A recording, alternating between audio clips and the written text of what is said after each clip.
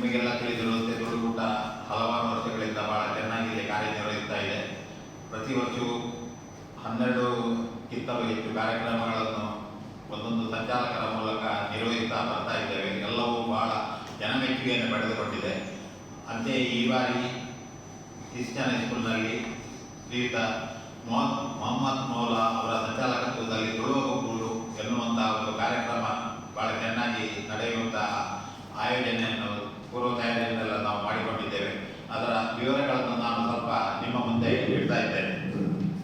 Tulu Koota Udupi registered ಯುವ ಸಬಲೀಕರಣ ಮತ್ತು ಕ್ರೀಡಾ ಇಲಾಖೆ, ಉಡುಪಿ ಜಿಲ್ಲೆಯ ಲಯನ್ಸ್ ಕ್ಲಬ್ ಉಡುಪಿ ಅಮೃತ ಆಶ್ರಯದಲ್ಲಿ ತುಳುವೆರೆ ಒಕ್ಕೂರು 2024 ತುಳುನಾಡಿನ ಗ್ರಾಮೀಣ ಕ್ರೀಡೆಗಳ ಸ್ಪರ್ಧಾಕೂಟ ದಿನಾಂಕ 25/2/2024 ಭಾನುವಾರ ಬೆಳಿಗ್ಗೆ 9 ಗಂಟೆಗೆ ಕ್ರಿಶ್ಚಿಯನ್ ಪ್ರೌಢಶಾಲಾ ಕ್ರೀಡಾಂಗಣ ಉಡುಪಿ ಇಲ್ಲಿ ನಡೆಯಲಿದೆ. ಅಂದು ಬೆಳಿಗ್ಗೆ 9 ಗಂಟೆಗೆ ಉಡುಪಿ ಜಿಲ್ಲಾಧಿಕಾರಿ ಡಾಕ್ಟರ್ ಕೆ ವಿದ್ಯಾಕುಮಾರಿ ಅವರು ಕಾರ್ಯಕ್ರಮವನ್ನು ಉದ್ಘಾಟಿಸಲಿದ್ದಾರೆ. ಶ್ರೀ ಜಯಂಬಿ ನಮ್ಮ ತುಳುಕೂಟಿನ ಕೂಟದ ಅಧ್ಯಕ್ಷರಾದ ಶ್ರೀ ಜಯಕರ್ ಶೆಟ್ಟಿ ಇಂದ್ರಾಳಿ ಅವರು ಅಧ್ಯಕ್ಷತೆ ವಹಿಸಲಿದ್ದಾರೆ.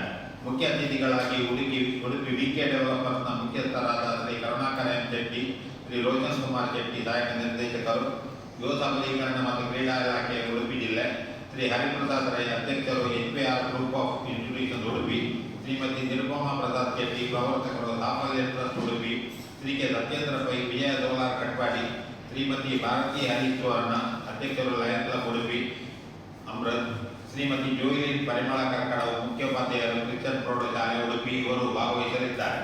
ಮಧ್ಯಾಹ್ನ 3 ಗಂಟೆಗೆ ಸಮಾರಂಭ ನಡೆಯಲಿದ್ದು ಶ್ರೀ ವಿ ಜಯಕರ್ ಶೆಟ್ಟಿ ಇಂದ್ರಾಳಿ ಅಧ್ಯಕ್ಷರು ತುಳುಕೂಟ ಉಡುಪಿ ರಿಜಿಸ್ಟರ್ಡ್ ಅಧ್ಯಕ್ಷತೆ ವಹಿಸಲಿದ್ದಾರೆ.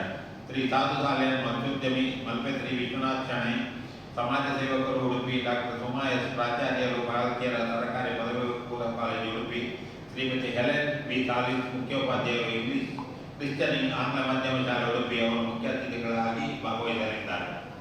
ತುಳುನಾಡಿನ ಜಾನಪದ ಸಂಸ್ಕೃತಿಯ ತಿರುಳನ್ನು ಜನಮಾನಸಕ್ಕೆ ತಿಳಿಸುವ ಮತ್ತು ನೈಸರ್ಗಿಕ ಕ್ರೀಡೆಗಳನ್ನು ಪುನರುಜ್ಜೀವನಗೊಳಿಸುವ ನಿಟ್ಟಿನಲ್ಲಿ ಈ ಕ್ರೀಡಾಕೂಟ ಹಮ್ಮಿಕೊಳ್ಳಲಾಗಿದೆ. ಯುವ ಜನತೆಗೆ ತುಳುಗೊಬ್ಬುಗಳ ಬಗ್ಗೆ ಆಸಕ್ತಿ ಮೂಡಿಸುವ ನಿಟ್ಟಿನಲ್ಲಿ ಕಾರ್ಯಕ್ರಮವನ್ನು ಸಂಯೋಜಿಸಲಾಗಿದೆ. ಈ ಕ್ರೀಡಾಕೂಟದಲ್ಲಿ ಸಾರ್ವಜನಿಕರಿಗೆ ಭಾಗವಹಿಸಲು ಮುಕ್ತ ಅವಕಾಶ ಕಲ್ಪಿಸಲಾಗಿದೆ. ಫೆಬ್ರವರಿ 24ರಂದು ಸಂಜೆ 4 ಗಂಟೆ ತನಕ ಹೆಸರು ನೋಂದಾಯಿಸಲು ಅವಕಾಶ ಕಲ್ಪಿಸಲಾಗಿದೆ.